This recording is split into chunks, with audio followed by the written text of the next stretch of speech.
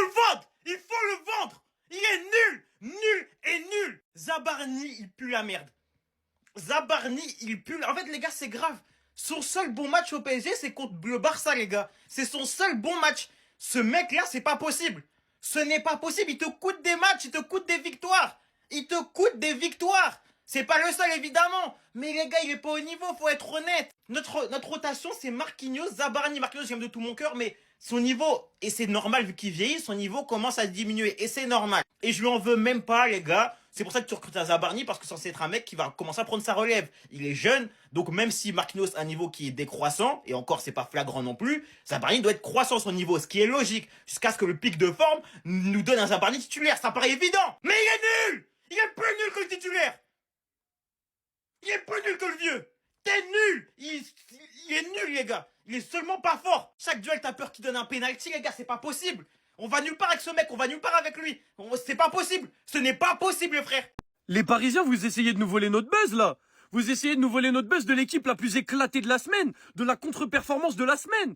Essayez même pas. Heureusement, contre l'Atlético, on a fait très très fort, mais vous êtes là, vous essayez de nous titiller avec ce match contre Rennes qui est complètement cataclysmique.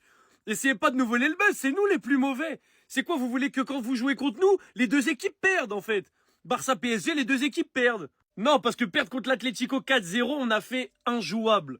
Mais attention, perdre contre une équipe qui, sur ses 5 derniers matchs, a fait défaite, défaite, défaite, défaite, nul, c'est très très fort.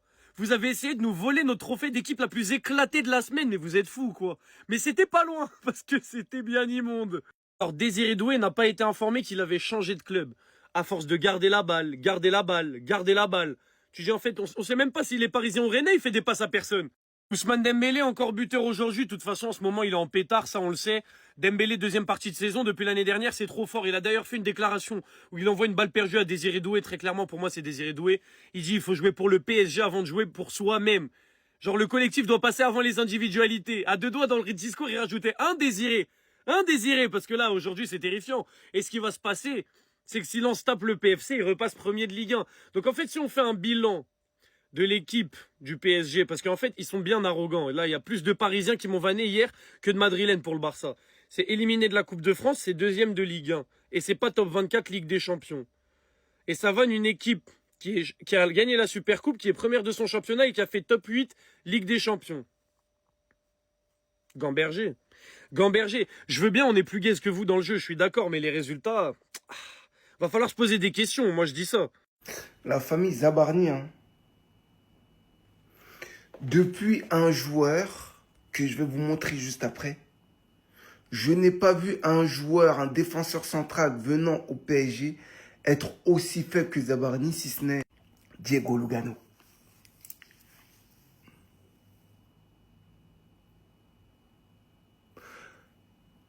Quand Leonardo nous a signé ce joueur-là, les gars, il nous a été présenté de la même manière que Zabarni. Le rock défensif venant révolutionner la défense centrale du PSG. À ce moment-là, quand il signe pour remplacer Alex. Tellement il est faible. Alex, il a dû continuer. Tellement il est faible. Hein. Alex, il a continué.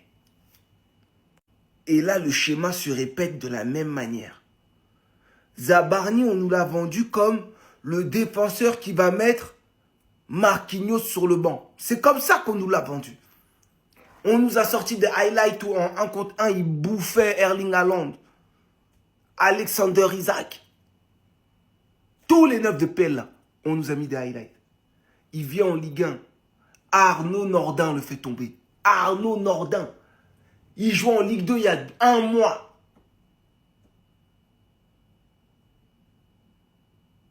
Il part à la course. Il tombe tout seul.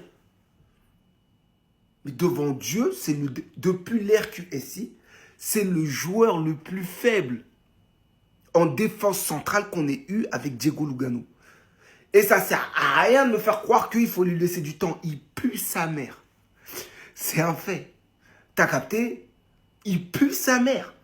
Enrique le sait, c'est pour ça qu'il ne joue pas.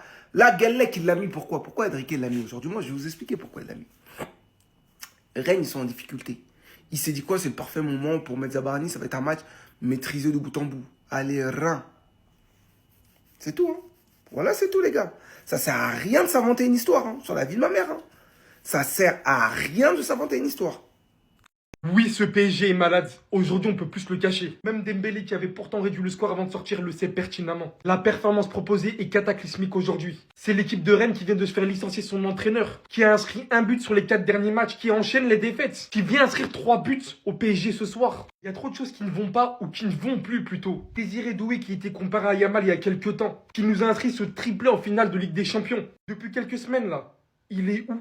Un des joueurs phares de cette offensive du Paris Saint-Germain est totalement disparu. Porté par le syndrome du personnage principal, qui cause un jeu très complexe, pas assez dans la simplicité. Mais on en dira autant globalement pour toute l'équipe, qui ont littéralement ce soir joué comme s'ils avaient 10 points d'avance sur le championnat. Quelle passivité en défense, quel laisser-faire, quel effort réduit à zéro. C'est pas le Paris Saint-Germain qu'on a connu destructeur qui a tout raflé la dernière saison.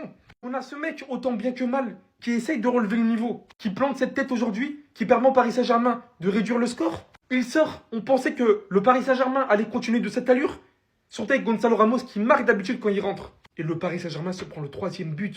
C'est littéralement inadmissible, les gars. Ils ont réussi à choquer Dembélé. Le niveau du Stade Rennais dans ce match face au Paris Saint-Germain, il faut en parler. Mais avant toute chose, disons les termes sur le Paris Saint-Germain. En ce moment, offensivement et défensivement aussi, sur certains points, c'est compliqué. Défensivement, pourquoi? Parce qu'il y en a plein qui vont dire « Ouais, mais c'est facile de tomber sur Zabarni ». Mais je suis désolé, depuis qu'il est arrivé au Paris Saint-Germain, c'est très compliqué. Il a impliqué sur les 3 buts, notamment sur le 3e but où il oublie complètement son marquage. Il couvre le hors-jeu. Et derrière, il ne presse pas son vis-à-vis, Ludovic Blas, qui peut la donner à Mbolo, qui termine. Parlons aussi de la performance XXL de Brice Samba. Il a été mis au placard par Abibey. Il est revenu revanchard, cette double parade à 2-1 pour Rennes. Elle sauve le match de Rennes plutôt. Après une magnifique parade, il arrive à stopper Gonzalo Ramos miraculeusement du pied. Et pour moi, clairement, c'est l'homme du match. Je dis que Pacho aussi n'a pas été fameux. Il a beaucoup trop reculé sur cette action face à Tamari. Il s'est fait fixer, ça arrive à tout le monde. Après, il y a eu 2-3 moments où ça a été compliqué pour lui. Mais aussi, il faut mettre la lumière sur l'attaque rennaise qui a été qui a été très problématique pour cette défense parisienne. Nuno Mendes, on l'a vu à plusieurs reprises, qui a manqué le ballon, qui a eu des erreurs d'appréciation. Et le vrai problème aussi se situe offensivement. Le Paris Saint-Germain a eu 7 grosses occasions.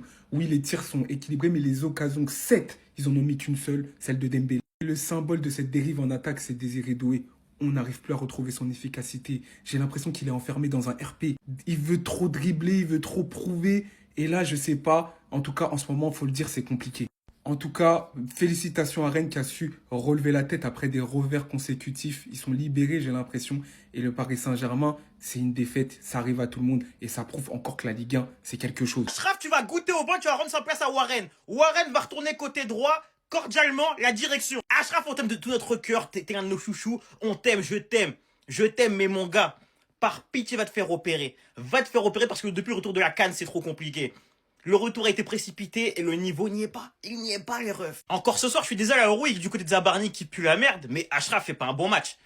Ashraf ne fait clairement pas un bon match. Faut être honnête. On le sent que physiquement, ça peine des fois au retour défensif. Il peine à revenir. Et globalement, son match, les gars, c'est un des plus mauvais ce soir, les gars. Faut être honnête. C'est l'un des plus mauvais ce soir. Là où un Warren est bien meilleur depuis quelques matchs.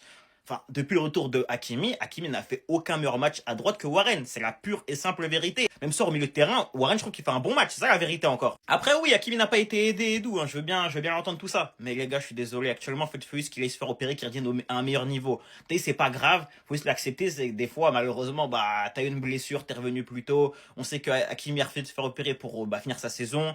Il y a la Ligue des Champions, il y a la Coupe du Monde en fin de saison, donc forcément, il y a des grosses échéances. Mais vaut mieux, littéralement, qu'il aille se faire opérer, qu'il revienne avant la Coupe du Monde, qu'il soit frais pour le Maroc, et que l'année prochaine, il soit dans une bonne saison avec le Paris Saint-Germain, tu vois, physiquement prêt, en fait, plutôt que continuer à tirer sur la corde raide et avoir un niveau catastrophique comme ça. Vu qu'actuellement, en fait, il n'apporte rien.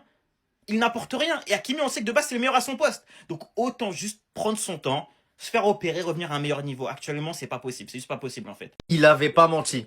Il avait pas menti avant le match. Rennes PSG, juste avant le match, le coach intérimaire de Rennes qui nous dit j'ai mis Brice Samba titulaire parce que j'ai 100% confiance en lui. Et ce soir, Brice Samba, qui était pas titulaire contre Lens en Coupe de France, il a répondu présent. Il a fait taire Habib Bey. C'est simple, les gars. Ce soir, il a dégoûté tous les attaquants du PSG, à commencer par Désiré Doué en première mi-temps. Juste après, il va envoyer un arrêt sur une frappe de Dembélé. Et il a continué après. Il a dégoûté tout le monde. Gonzalo Ramos, Kvara, Barcola, il a arrêté toutes les frappes au monde. Une masterclass de Brice Samba. 6 arrêts, les gars. Ces 6 arrêts, ils étaient décisifs. Et c'est ça qui a permis au PSG de perdre. C'est ça qui a permis à Rennes de gagner 3-1 ce soir, les gars. C'est Brice Samba et personne d'autre. Et en plus, à la fin du match, comme si c'était pas assez, comme s'il avait pas suffisamment bombé le torse pendant le match, il va te dire que c'est une revanche personnelle par rapport à la semaine dernière.